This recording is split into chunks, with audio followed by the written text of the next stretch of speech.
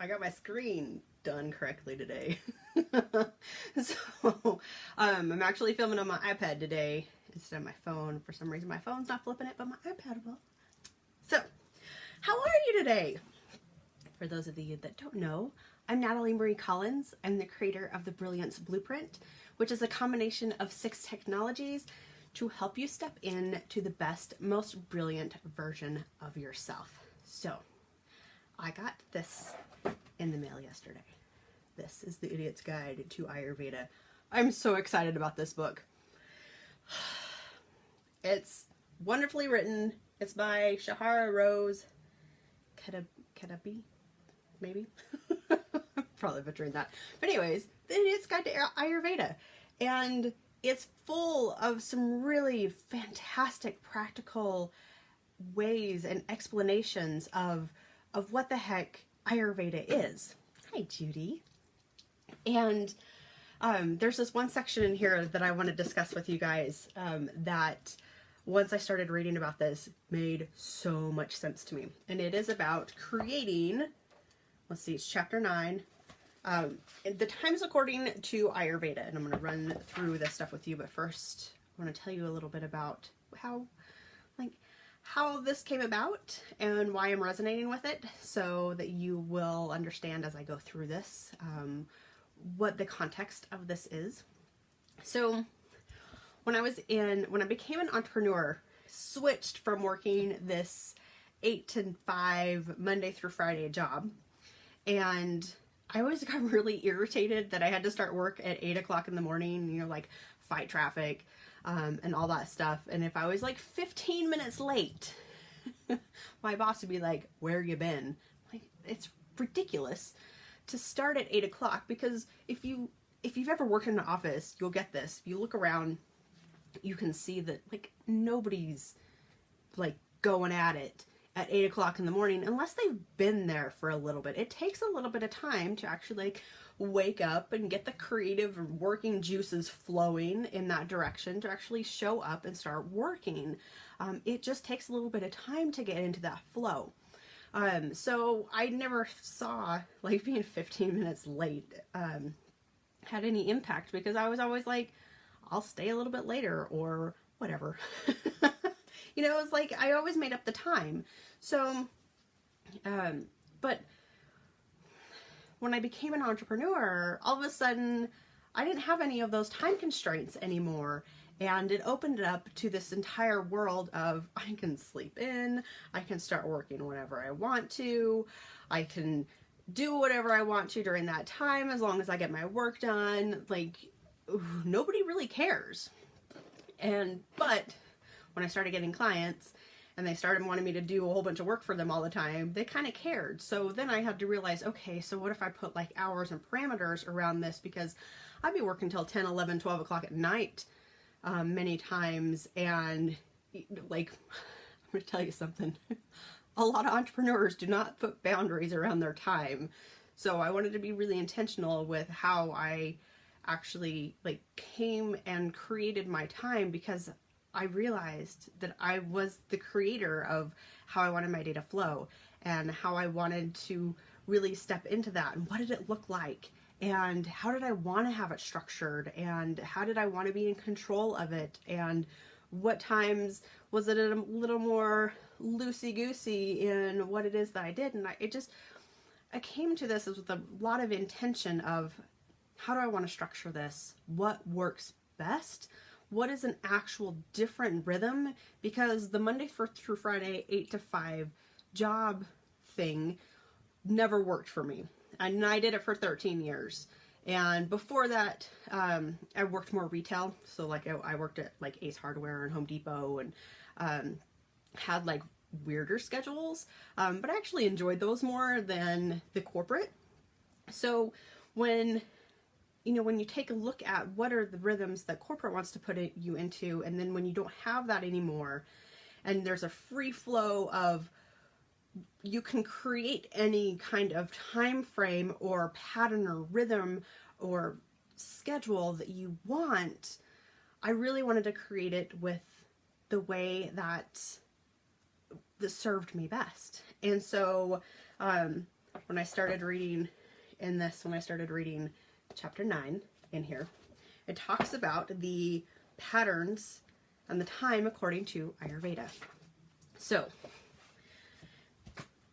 and this made sense to me because I'll wrap this back around to when I was creating these set time frames of how I wanted to show up. I realized that I really didn't want to start working until about 10 a.m. I wanted to have more of this morning time to myself so that I can get ready and really start showing up at 10 a.m. at my best. I didn't want to show up for client work all groggy and still kind of waking up and just lackadaisical, like getting into the flow. That wasn't how I wanted to spend my time in the morning. I would rather be doing things like creating a morning habit and creating morning routines that I enjoyed, so that when I showed up for the work at 10 a.m., which was my time frame, I was ready to go. And there wasn't any, like, it was go time. And so as I really started to feel my way through this, I got to the point where it was like 10 a.m. was my go-to time. And then turns out, the more that Lee and I started working together on a more cohesive level where our schedules started to sync up more, we started doing lunch at like 2-3 o'clock in the afternoon, which is actually great because like nobody's at the restaurants during that time, or if we go to the grocery store to get something, like nobody's there. It's fantastic. Everybody's like done doing their lunch, back to work. It's not the normal time here in the US that people usually have lunch. Now that's during Monday through Friday time, but on Saturday and Sunday it's actually completely different. People actually start to show up at more restaurants and the grocery stores and places where food is later on in the afternoon. And so when I picked up this book and started reading about the time according to the doshas, this made sense, and I think this will make a lot of sense to you too. So in here there's this little diaphragm, okay? And I know this is backwards, and I'm sorry it's backwards. I haven't figured out how to like flip the camera. But what this teaches us is, and I went through this in my podcast. I'm getting ready to do another podcast on this topic as well, but I thought it'd be fun for us to learn about this together as well. But kapha, if you haven't listened to the podcast yet, or you don't know about your dosha, kapha is earth energy, and it's really a solid, more slow-moving energy. And the kapha energy actually starts on the if you can picture this as a clock, at 6 a.m. is when kapha's time starts, and it's from 6 a.m. to 10 a.m. And that's the slower moving time that gives us the opportunity to start waking up. And so from 10 a.m. to 2 is Pitta time. And Pitta is fire. It's all about your most productive time during the day and really getting into that space. It's also, according to Ayurveda, the time where you should be eating your biggest meal of the day. Which they say is lunch. So you need to be eating lunch between the hours of 10 to 2. So if you eat lunch at noon normally, make it the biggest meal of your day. And then from 2 to 6 p.m. is Vata time. And Vata is all about air and the ether. And with that, it's actually the best creative time, where if you're doing like artwork, if you're an entrepreneur, like have your masterminds and stuff in the afternoon, like after 2 p.m. because that's when you can start being more social and brainstorming and having this and tapping into more of the creative energy. And then after 6 p.m., from 6 p.m. to 10 p.m., kapha time, that earth grounding energy comes back into play, and that's the time, according to Ayurveda, that we are designed to wind down. And then it starts over again with 10 p.m. to 2 p.m. is Pitta time. And Pitta, if you don't go to bed by 10 p.m., according to Ayurveda, you will probably get a second wind of energy and maybe at it for a while. But if you go to bed by 10 p.m., then you actually get your most productive sleep time during 10 p.m. and 2 p.m. And then from 2 a.m. to 6 a.m. is Vata time again, which is that creative air energy, which is actually a really great time. If you are in dream state, you'll probably have the most dreams during that time. But if you wake up before 6 a.m., it's actually the best time in the early morning hours to meditate, because that's when your creative brain juices are flowing with that. So once I started reading this, it made so much sense that I had already started to create this time frame.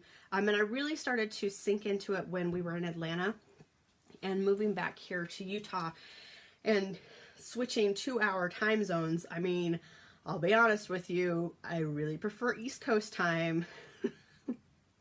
Like if it's 7 a.m. on Pacific Coast, it's 10 a.m. for me on the East Coast, which is how I really liked it, because I was able to structure my day at 10 a.m. And starting from 10 a.m. and I worked, and I had already realized I worked best from 10 a.m. to 2 p.m. And then coming back here, a lot of my stuff has shifted from 10 a.m. when I started to 8 a.m. So my schedule's been kind of wonky and kind of weird, and I would much rather have it start at 10 a.m. So what I'm doing is, as I'm reading this and getting more in depth about this information, it's reminding me of, oh, I've been a little off kilter from the time zones. I haven't actually like shifted fully into that rhythm that I did so well with before. And so I'm creating that attention of moving things to 10 a.m. And so my highest work time is 10 a.m.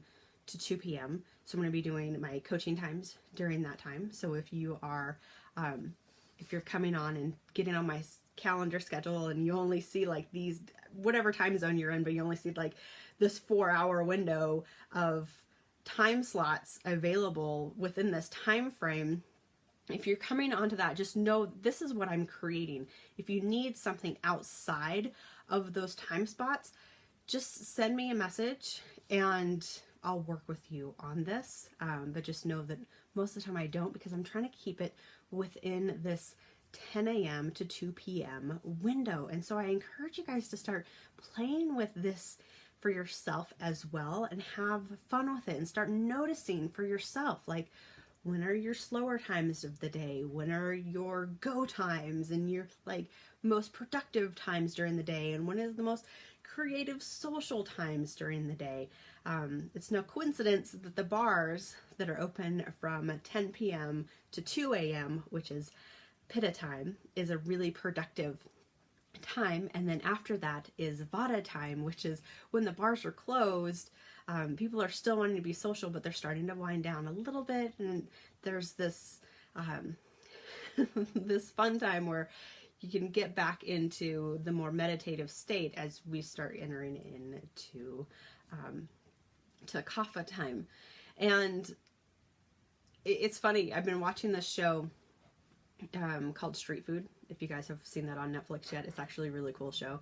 And there is some street vendors that are mainly like their busiest hours are like that 1 to 4 a.m. time, because it's no coincidence. That's when the bars close, and that's when people's digestive systems are actually high, because during the Pitta time, which is the fiery time, that's when the digestive juices are flowing the most.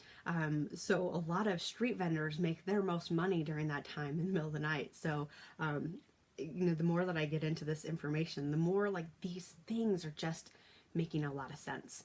So I hope you found this helpful. And I will talk to you guys soon.